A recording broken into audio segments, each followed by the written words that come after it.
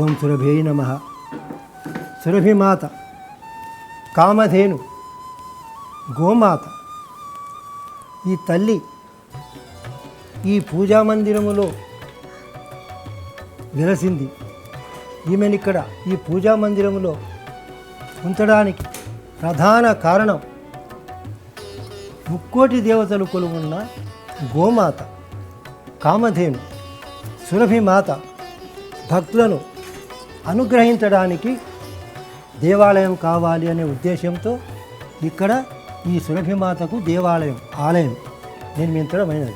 నిర్మించడం అంటే ఇది కాస్త తాత్కాలికంగా ఉంటుంది. ప్రధానంగా మొత్తం దేవాలయం తీసుకోవడానికి రెడీగా ఉన్నాం, నిర్మించడానికి.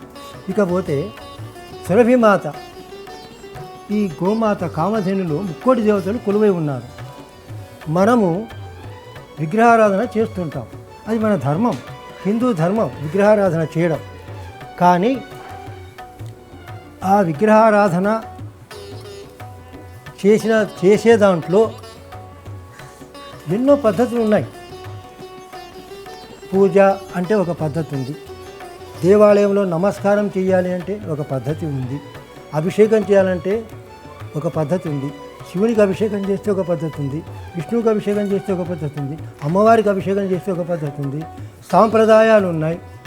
వస్త్రధారణ కానీ, ప్రదక్షిణలో కానీ, నైవేద్యం సమర్పణలో కానీ ప్రతి దాంట్లో కొన్ని సాంప్రదాయాలు, నియమ నిబంధనలు అంటారు కావాలంటే.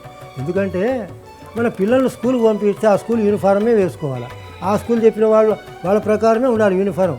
మేము హిందువులం బొట్టు పెట్టుకుంటామంటే కొంతమంది బొట్టు తీసేయండి అంటారు. సరే, తప్పదు, మనకు అవసరం కాబట్టి. అలాగే ప్రతి ఒక్కరికి దైవానుగ్రహం అవసరమే.